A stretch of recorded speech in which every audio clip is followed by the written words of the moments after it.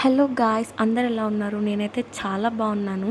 రాఖీ పండగ అంటే ఎవరికి ఇష్టం ఉండదు చెప్పండి. నాకైతే చాలా ఇష్టం. ప్రతి ఇయర్ నేను మా తమ్ముడికి తప్పకుండా రాఖీ కడతాను. అండ్ నాకైతే చాలామంది కజిన్ బ్రదర్స్ ఉన్నారనమాట. సో ఈ ఇయర్ రాఖీ నాకు ఇంకా స్పెషల్, ఎందుకంటే వాళ్ళందరికీ ఈ ఇయర్ నేను రాఖీ కట్టాను. ప్రతి ఇయర్ ఎవరో ఒక్కరు మిస్ అవుతూ ఉంటారు. సో ఈ ఇయర్ ఎవరు మిస్ అవ్వకుండా అందరికీ రాఖీ కట్టాను. దీనికి సంబంధించి మహాభారత కాలం నాటి ఒక ముఖ్యమైన సంఘటన మీకు నేను ఇప్పుడు చెప్తాను. సో శ్రీకృష్ణుడు సుదర్శన చక్రంతో శిశుపాలుని సంహరించిన తర్వాత సుదర్శన చక్రాన్ని తిరిగి తీసుకునే సమయంలో శ్రీకృష్ణుడి చేతి మణికట్టుకి దెబ్బ తగులుతుందన్నమాట. సో ఆ దెబ్బ చూసిన ద్రౌపది వెంటనే ఆమె చీర కొంగుని చింపి శ్రీకృష్ణుడి చేతి మణికట్టుకి కట్టిందని మన పురాణాలు కూడా చెప్తున్నాయి. ఈ రక్షా సూత్రం కారణంగానే శ్రీకృష్ణుడు ద్రౌపదిని రక్షిస్తానని వాగ్దానం చేశాడని కూడా చెప్తారు.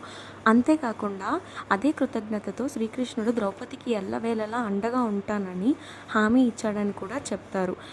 అందుకే కౌరవ సభలో ద్రౌపది వస్త్రాపహరణానికి దుశ్శాసనుడు ప్రయత్నిస్తే శ్రీకృష్ణుడు ఆమెకి అంతులేని చీరను ప్రసాదించి ఆదుకున్నాడని కూడా చెప్తూ ఉంటారు. ఇలా ఈ సంఘటన రక్షాబంధన్ పండుగకు మూల కారణమని మన పురాణాలే చెప్తున్నాయి.